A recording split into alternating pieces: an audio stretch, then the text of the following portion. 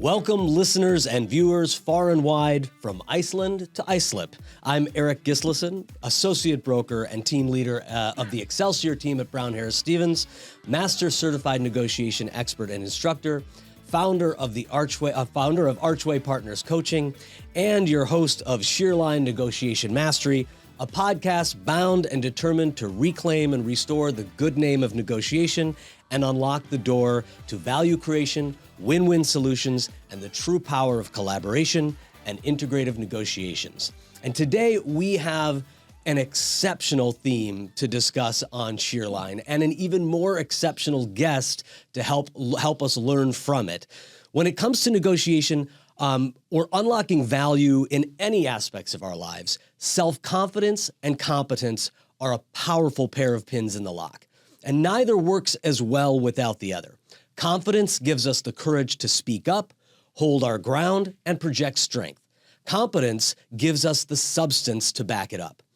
Together, they create a presence that's hard to ignore and even harder to manipulate, gaslight, or bully. And in this episode, we're going to isolate the self-confidence piece, that internal voice that allows us to walk into the room knowing our value, our worth, and our ability to deliver. Because when we truly believe in what we bring to the table, others are far more likely to believe it too. Our guest today, attorney Maria Yiannitsarakos, knows this space intimately. Maria is a New York City attorney, fractional general counsel, strategist, blogger, and speaker who's been negotiating major business and real estate deals for over 25 years. As a trusted advisor, she's known for her razor-sharp instincts, commanding presence, and unapologetic approach. She helps founders and small business owners protect what they've built and scale with clarity and power. And as a coach and mentor, Maria empowers women to show up boldly in negotiations, business, and in life. So welcome to Shearline, Maria. I'm so thrilled to have you here. I'm so happy to be here. And please, no Yiannitsarakos, Maria the whole way. Okay, you got it. All right, I said it once, and now I'm just going with Maria the rest of the way. That's awesome. enough. Thank you. Thanks for that out. I really appreciate it. All right, so I want to start the conversation with your social media presence, because that's how we got to know each other, and we connected. And you have an exceptional social media presence, and I've noticed that a lot of your fantastic content, if you're not following Maria on all social media channels, you should, and she'll tell you where at the end of the interview. But a lot of your content I see has a confidence theme, and an unapologetic confidence theme, I might add. So can you tell us more about that, where you come from on the social media front? Well, it all starts from confidence. It really does. It all starts, to get on social media, it is so, it can be an uncomfortable situation. So I got on social media on LinkedIn specifically, and now I'm on Instagram also, in 2020. Okay. I was like, I want to start talking about things that matter to me. And having the confidence in myself to put myself out there, that alone takes self-belief in yourself. Mm-hmm. Confidence is, and I think it's my superpower.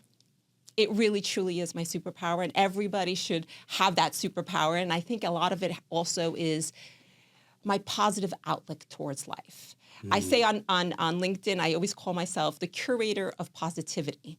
So confidence, when you have this positive outlook that no matter what, you're going to figure it out.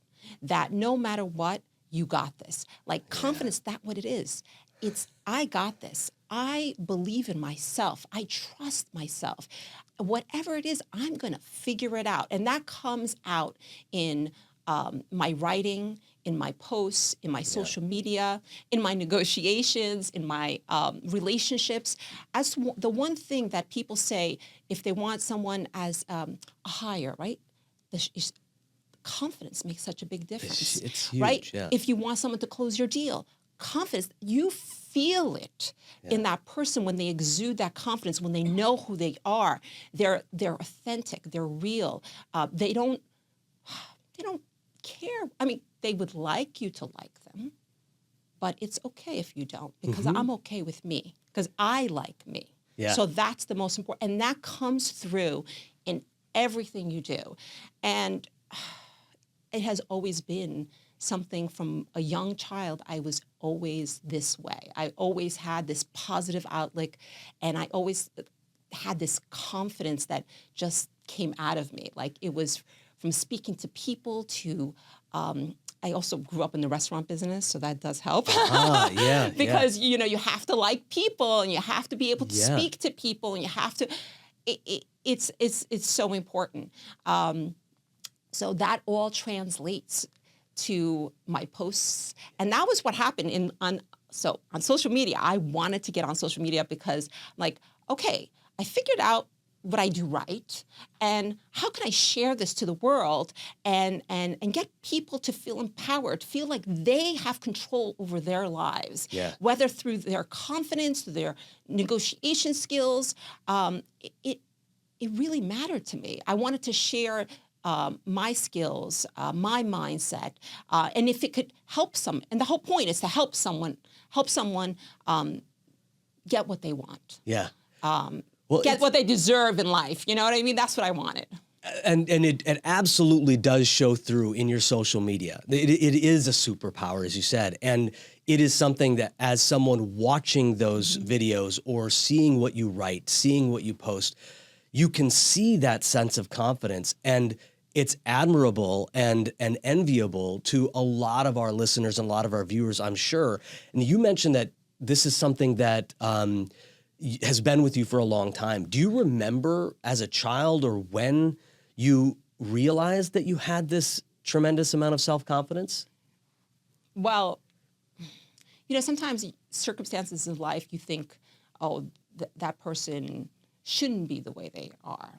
Well, that would be me, meaning I didn't grow up in the best environment, very negative environment, but somehow I always had this positive outlook towards life.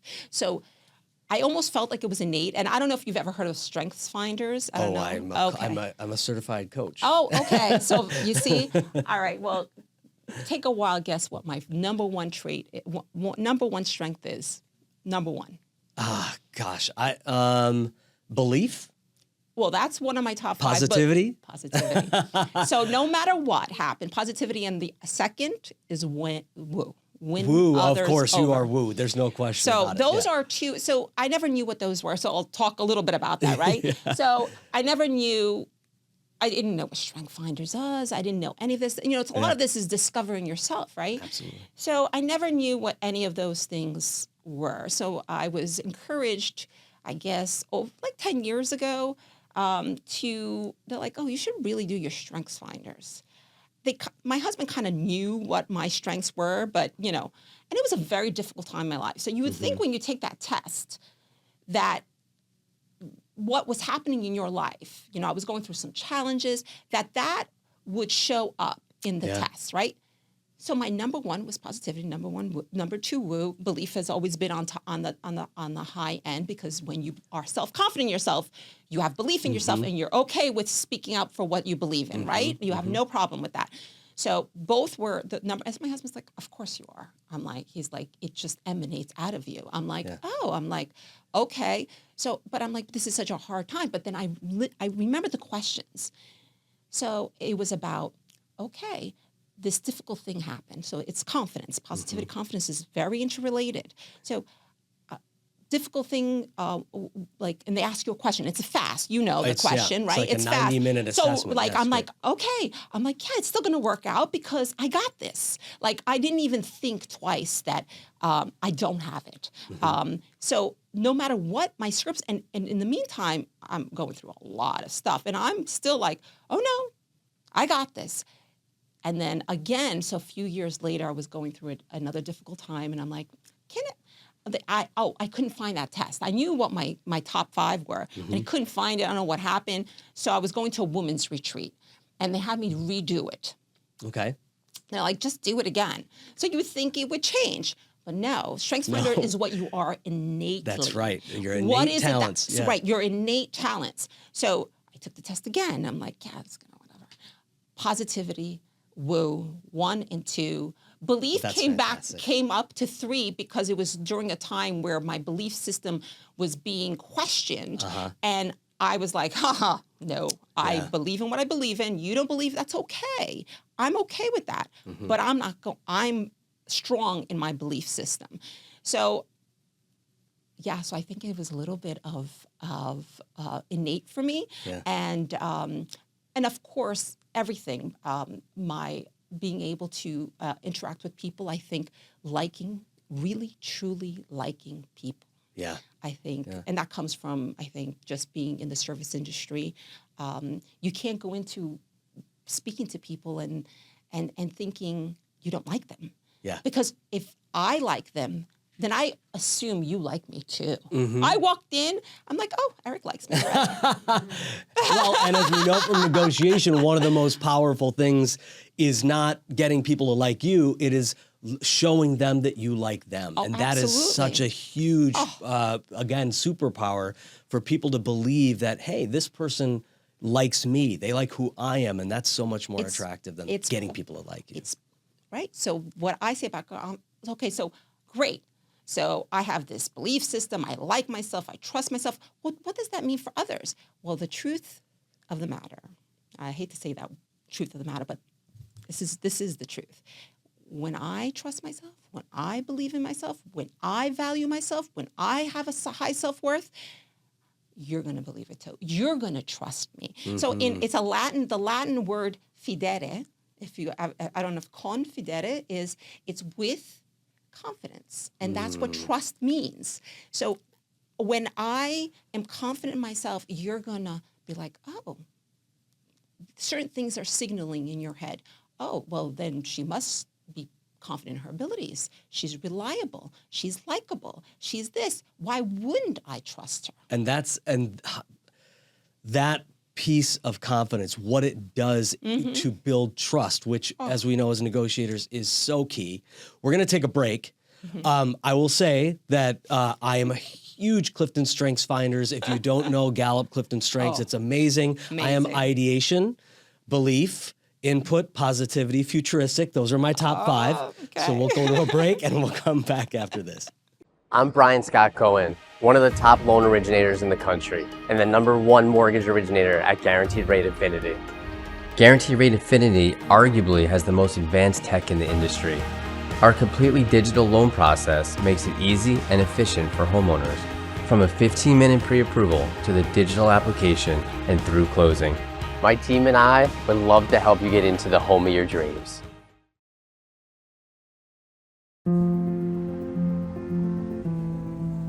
What do you really need to know about buying or selling a home? First, it's serious business, and it's complicated. There's a lot of money on the table, and emotion too. You need an agent who knows the ropes. So, whether you're buying or selling your home, work with professionals who have a mastery of the craft. Welcome back to Shearline, everyone. I'm here with Maria, and I want to switch gears a little bit and ask you, what techniques or mindset shifts do you suggest in order for negotiators to stay centered when the stakes are high or they're being challenged aggressively in a negotiation? Well, first thing is you do need to stay calm. I have a stoic approach. I'm going to bring that in a little bit. Before I started learning about, even knowing about negotiation or learning or reading books, I never took a course. I know we discussed this before. Yeah. Negotiation wasn't a class that you take in law school. Maybe there is now, and if there isn't, I should teach it. So I needed to figure this out, okay? And I always had this approach of not letting things affect me. And part of it is confidence, right? Because when you are I'm going to bring in confidence, but I'm going to also bring in the stoic approach. Yeah. So confidence, if you know your worth, you're not nervous. You don't feel defensive because I'm open to your what you're thinking. I want to hear about it because it's not making me feel bad about myself because I'm already okay. So I'm looking for, so while you would never think that, but the confidence brings in empathy. Yeah. It brings in the emotional intelligence into the conversation. And remember, if you're starting from confidence, you already have this trust feeling between yourselves. Like there's oxytocin, all dopamine, all good stuff coming out of in their heads and in yours at the same time, because you're building. So whenever like you're building a relationship, right, of trust, you have these, it's like neurochemistry, right? You're feeling all these feelings and you're feeling this bonding. So I think, so when you're starting from beginning from confidence, it's going to make a huge difference just in the overall conversation. Yeah. Now, one of the things I'm gonna say the Stoic part, and then I'm gonna give you little things that I think are very important. Great. So the Stoic approach. So I started. I love Marcus Aurelius. My favorite book is Meditations. It's my top 5. Nice. My top 5 is Meditations, How to Win Friends and Influence People, another one. So good. But the Stoic approach is, you know what?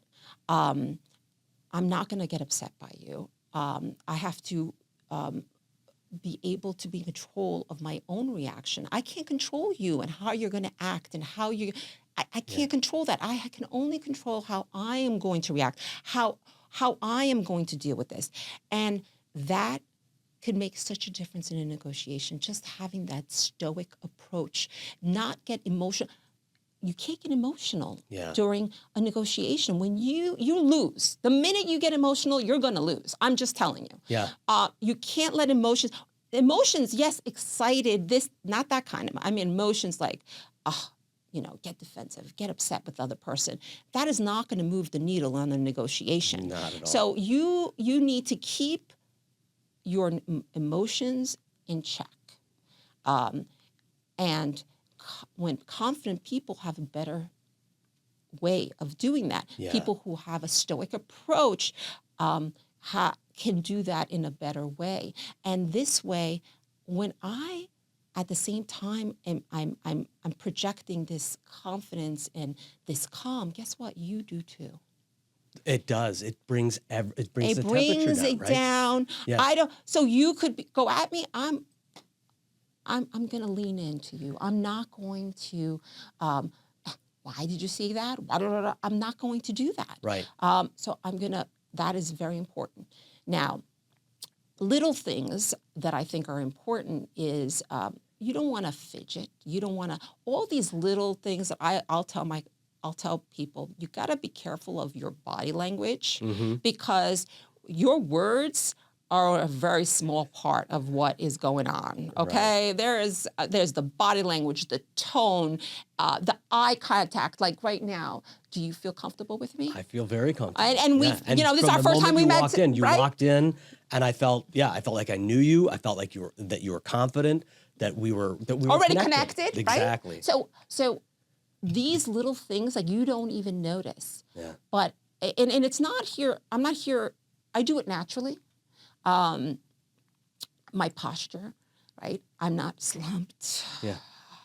Right? People, like, when somebody's slumped, do you feel like they even know what they're talking about? Do you feel like I want to make myself big?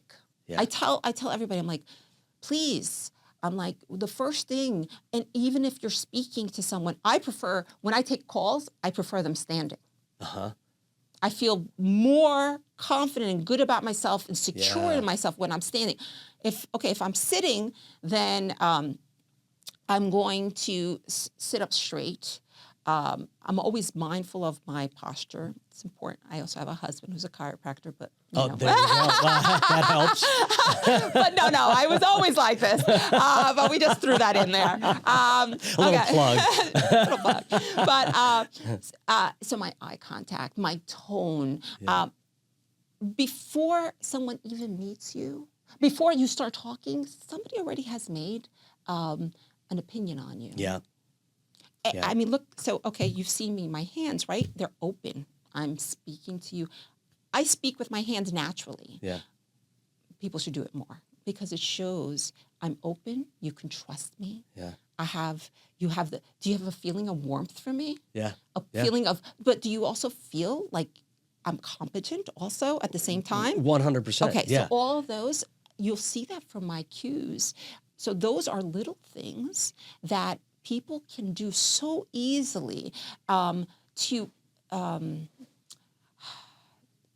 help them look more confident, even sometimes if they don't feel it. I'm not saying to fake it. Yeah. But I'm not saying to fake it, but sometimes you need a little, just be aware of these little things and how you perceive it. Yeah. You're perceiving confidence from me from the way I'm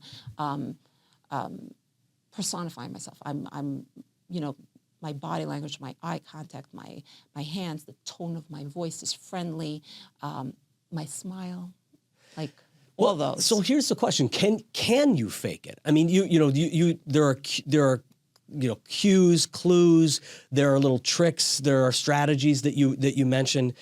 But clearly, all of those strategies for you come from the fact that you have a high level of self-confidence. So, is it necessary? I mean, Amy Cuddy talks about power poses and things like that. Those things that you can do walking into a negotiation or a conversation. And those are important because They're it gives so you a little. important. You're like, Yeah. I feel a little better. I feel a little more. I feel like Wonder Woman. Like she Right. says. Can a negotiator use those tips and tricks if they're lacking self-confidence, or is it required for them to say, okay, I'm going to take a step back. I'm going to work on this confidence so that when I do these things, they're actually coming from a place of confidence, of self-efficacy, of self-assurance and self-worth. Okay. You need both. That's my opinion. I agree. You need both. You need both. I mean, I don't want to sound, but you need both. So charismatic people. So all the things I said is what a charismatic person is. Yeah. So somebody who has charisma is not always confident. I agree. Yeah. And confident people are not necessarily charismatic. Yeah. That's the truth. Mm-hmm. So it's an interesting conversation. Now the charisma, I guess people would call me confident, but it's my innate confidence, but it also comes out of my charisma. So what they say is people get influenced or make decisions about you from warmth and competence. And that's what charisma is. So warmth is, do I like you? Do I trust you? Right? So that's one part of it. But it's not just that. They also have to feel that you're competent. Yeah. Exactly what you had discussed that in the beginning. Right. The we two said we were pins only going to talk about confidence, but I'm going to talk about competence too because it's so interrelated. Yeah. So competence is, can I rely on you? Mm-hmm.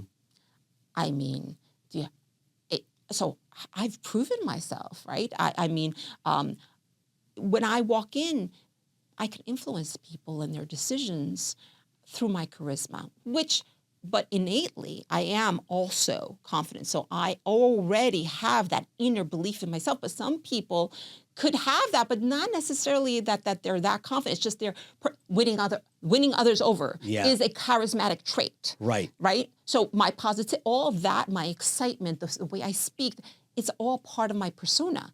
And that is what charisma is. Now, those things can be, while they come to me naturally, I don't even know. So interesting, when I started learning about all this stuff, I'm like, that's what I do. I'm like, what do you mean? I'm like, that's something you can learn. I'm like, so, which is cool though. Yeah. Like, how cool is that? It's so cool. Why not? Why not? The little things of smiling. Like when I meet someone, before I even meet you, I'm always like, oh, I put my hand right out there. I'm going to do that. Other people might need to learn that. Yeah. They might need those little things, from like from your body language to your posture, all these little things. Not only are you going to be perceived more confident, but you're going to start feeling it too. You're going to start thinking, yes, I am that person. Yeah. So, and then in the meantime, I want you to start believing in yourself, in your confidence, real confidence, meaning that authentic self-esteem. Right. And that comes from positive self-talk. Yep. I mean, positive self-talk. Yep. Huge. If you are continuously saying negative things to yourself, or, oh, I don't think I could do that. I don't believe in can't. That's not even in my vocabulary. My kids will tell you, they're like, just a funny story. So one time my kids were on the playground, and I mean, they're all grown now. And and the teacher later on, she goes, oh, I just wanted you to know, she kind of made it sound like it was a bad thing. Like, I guess they were on the monkey bars, and one of the little girls was saying, I can't do this, and my child, of course, is like, there is no can't. There is no can't. Coaching her through the monkey bars. Oh I my love God! I'm like, what did I do? But we were just talking with my kids. Now they're grown, 18, going to be 21 and 22, and they all have that. It's because of me. I love it. It's you have to show who you are, Yeah. and then your kids are going to be like, oh, okay, that works. And look, she gets to do this, this, and this because she did this. And then they figure it out too. And suddenly they don't believe in can't. Yeah. So can't, so positive self-talk, so important, because if you're telling yourself a negative thing, you're going to start looking for negative things. Right. I don't want to look for a negative. I'm going to look for the positives. I'm going to look for all the things that I did right. Yeah. Yeah. Taking into account that I'm not perfect, and I'll work on those. But I'm okay. I kind of say, I'm going to work on those, but look at these great things. So my mind starts looking for the positive. Yeah.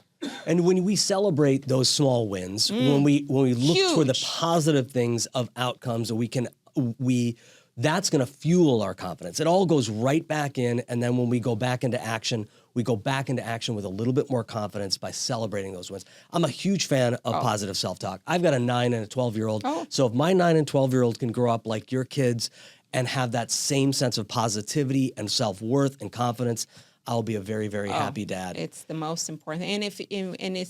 Listen, you are showing them how it is, and they're going.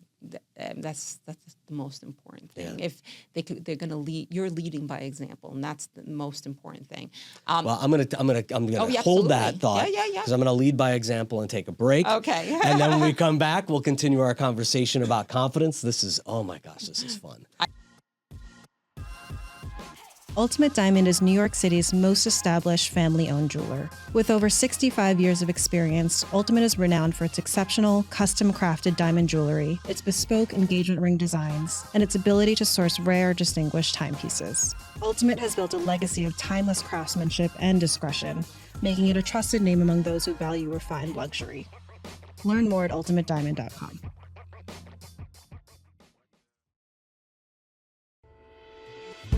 When we first started Excel Real Property Management 11 years ago, we did so with the intention of protecting the investment community.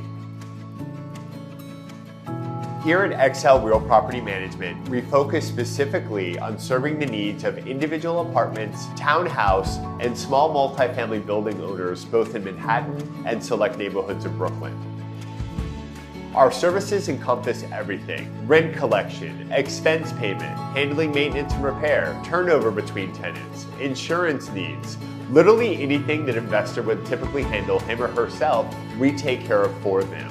Whether you hold one individual apartment or a rental building that houses 20 units, Excel is here to help with all of your specific needs.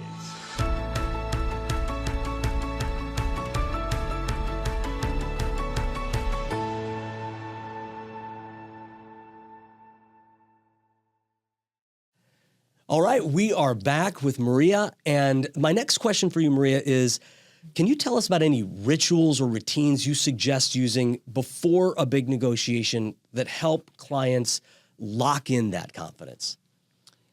I think one of the most important things is you have to know why you're doing what you're doing, right? You really need to know that.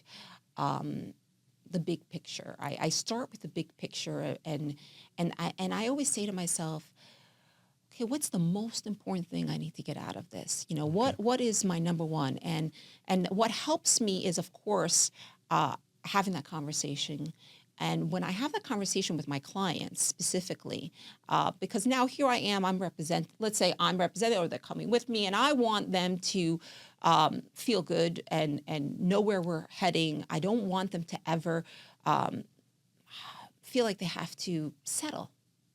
Like, I don't really like that word because because a negotiation really is value for value. Now, and I really do aim for win-wins. Now, as long as you're getting value, it's a win. Okay. Yeah. Both sides have to get value. Otherwise, you don't negotiate. There's no reason. There has to be value on both sides. I have closed deals and done negotiated in situations where I really shouldn't have gotten what I mean. I was the little guy. I was representing the little company. With less power. With less power. And I'm just going to, before I give you what I go through with my clients, perceived power, but perceived confidence is power. They're absolutely. So I don't know if you've ever read well said. Herb Cohen in Negotiate Anything, that book. Have you ever read that book? Yeah. Okay. So he says it's perceived. So that's why we're going back how important the perception of confidence is. The perception, because that is giving me power where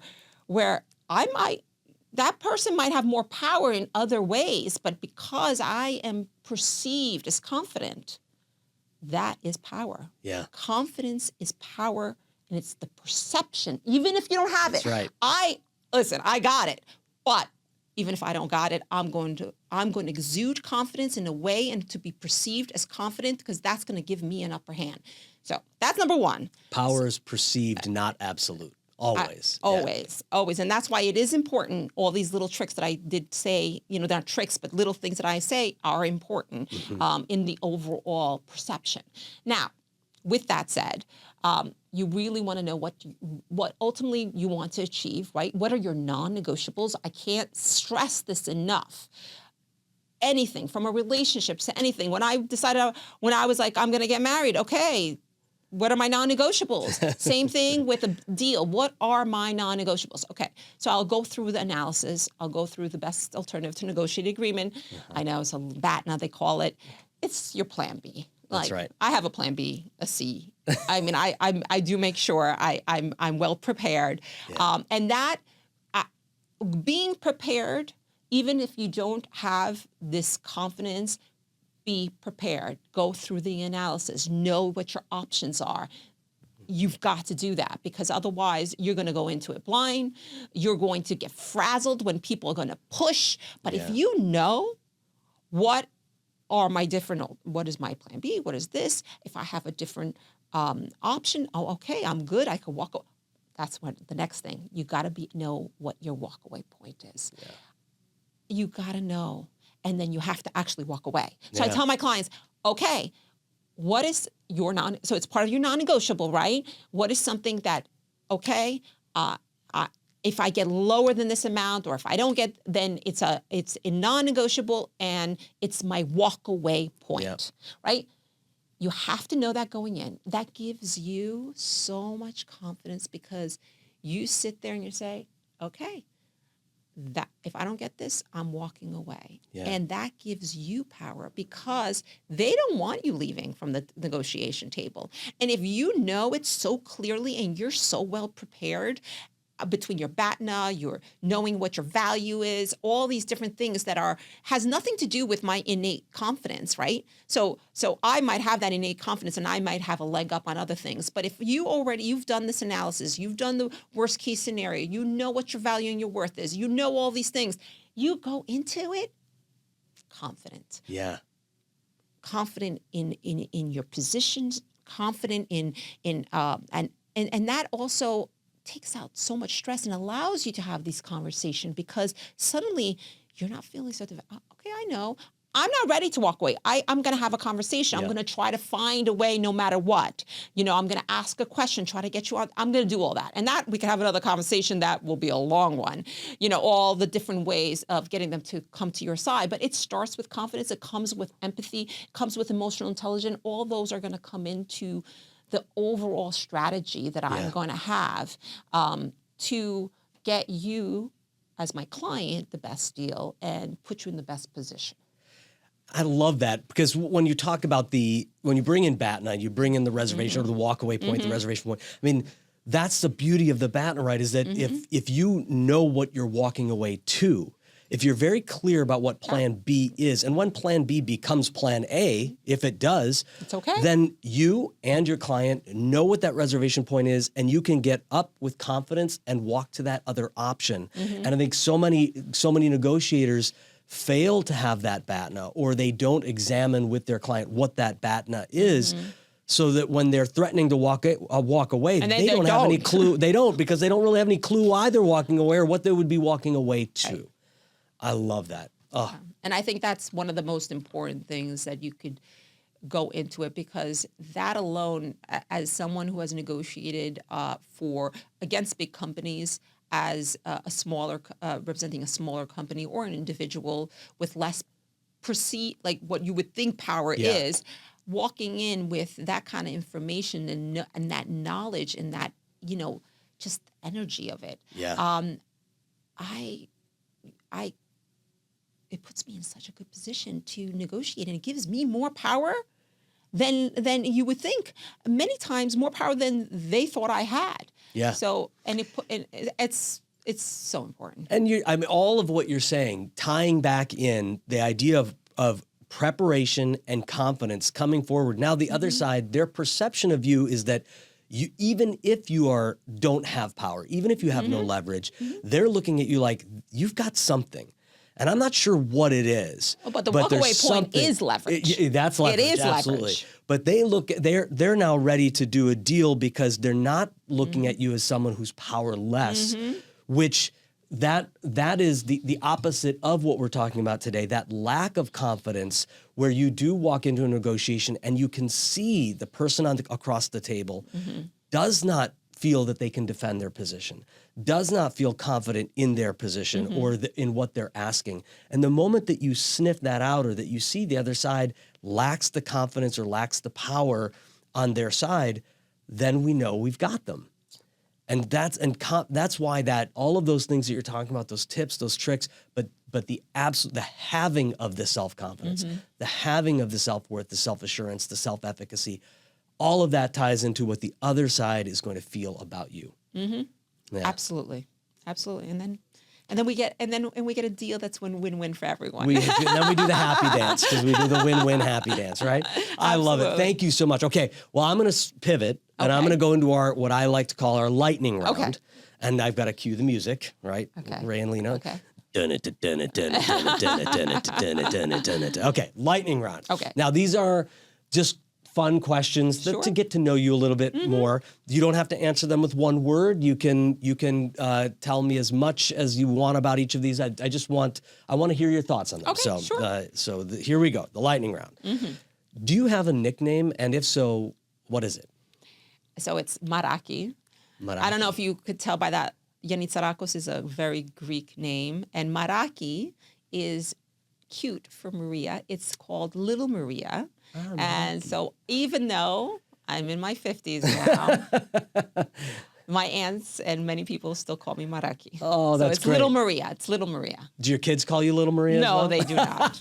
No, they do. All right, next question. It is today particularly sweltering outside. So we're getting into the summertime, getting into that fun season in New York City.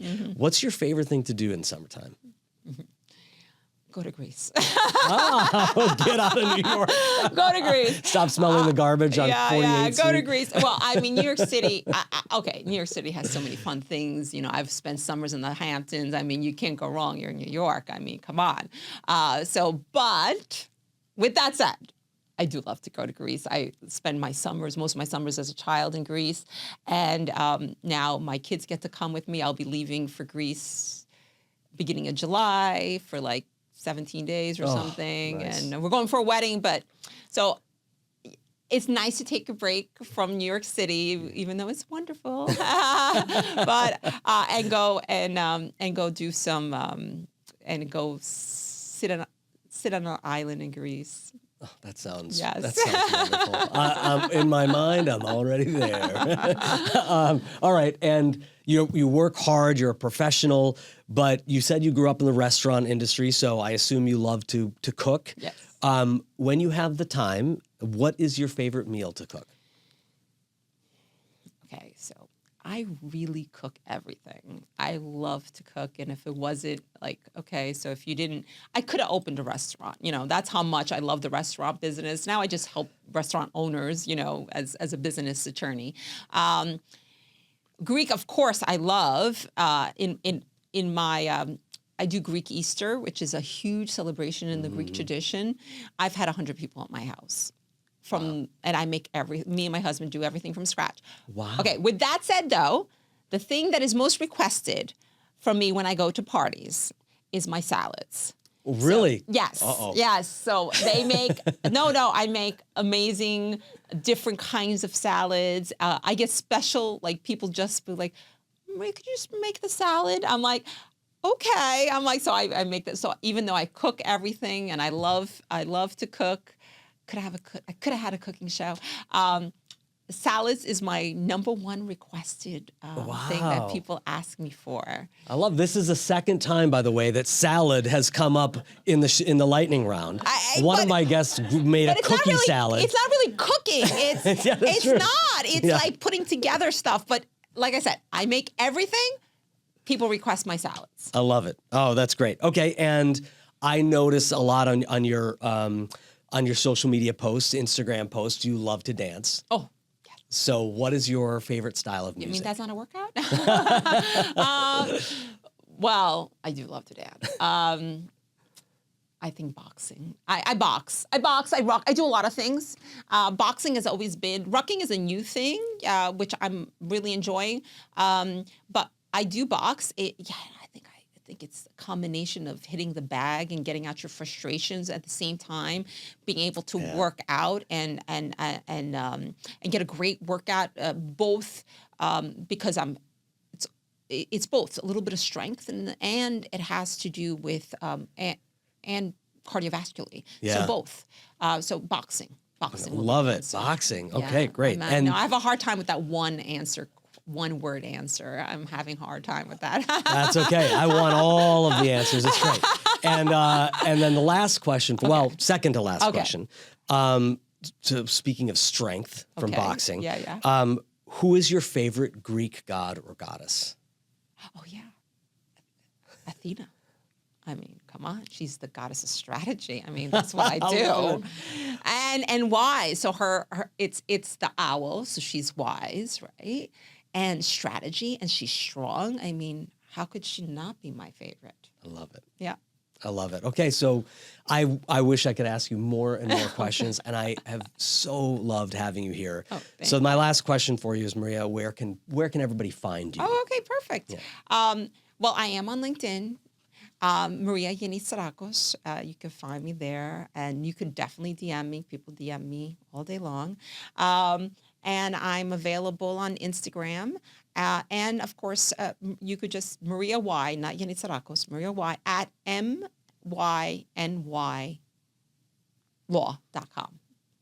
My-N-Y law. Yeah. So see, it's very convenient that my name is Maria Yiannitsarakos because then I can say M-Y. Yeah. My New York law. Yeah, it's funny. When I first found you, I think My Real NY. So on Instagram, I'm My Real NY. So I thought it was and it's actually just your initials. But it works perfectly. It works perfectly. I loved it. I was like, that's a great handle. Yeah. I didn't even think. I was like, wow, that works out so well for me.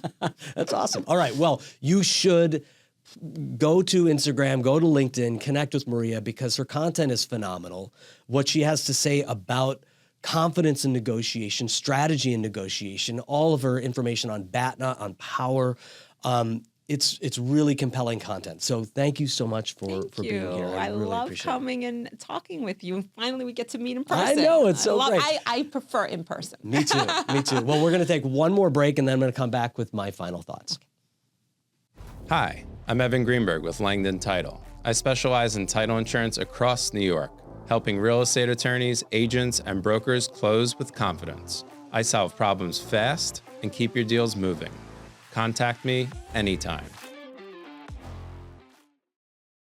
This beautiful set here at Studio 1873 is brought to you by the Everset. The Everset provides full-service staging and furniture rental solutions in the New York area. We work with Brown Harris Stevens and many other top real estate firms, staging their homes to sell quickly and at the highest price possible. Our staging is affordable without sacrificing quality or design. For more information, please visit us at staging.theeverset.com or email us at staging@theeverset.com to request a free proposal. All right, welcome back. Now, before we close, I want to leave you with 3 takeaways from our conversation with Maria that will help you understand why building confidence as a negotiator is so important. Number 1, self-confidence creates clarity. When you believe in your voice, your value, and your vision, you speak differently. You stop chasing approval and you start communicating with purpose. You don't over-explain. You don't backpedal. You don't interpret silence as rejection. And number 2, self-confidence changes the temperature in the room, as we were talking about with Maria. It shifts the energy. People respond to how you carry yourself, how much you trust your own position, your tone, your timing. When you walk in grounded with self-assurance, it invites respect, trust, and engagement. You don't have to dominate the room. You just have to know your space in it. And last, self-confidence is not about being right or being perfect. Whether you're negotiating a high-stakes deal or advocating for your worth or navigating everyday conversations, remember that self-confidence can exist without perfection. It's about being present. It's about showing up fully, standing behind your words, and knowing that your presence at the table is not just deserved, it's essential. And that's the Sheer Line today, everybody. As a reminder, you can support this show by following us, subscribing, rating, and reviewing this podcast on YouTube, Spotify, Apple Podcasts, or wherever you get your podcasts. Just go to getmorenetwork.com, and there you can check out all of the amazing shows on the More Network, including past episodes of Sheer Line. You can find me all over Instagram at archway.partners, as well as on YouTube and Facebook at Eirik the Expert. You can contact the Excelsior team at BHS by going to bhsusa.com, and you can connect with my company, Archway Partners Coaching, by visiting Archway Partners, Inc., and there you can find out more information about our brand new Mighty Network community. So go to archwaypartnersinc.com and you'll see a link to go to the Mighty Network community. Check it out. There's a ton of great negotiation content, buyer psychology content, value proposition, and content about and information about all of the different courses, group coaching, individual coaching that we're doing there at Archway Partners. So just as a reminder, as we know from our closing of this show, there's a key for every lock, but it's the right combinations of grooves, cuts, and teeth that lift the pins and create the sheer line. Until next time, keep turning curiosity into connection, mystery into mastery, and keep unlocking what's possible. See you next time, everybody.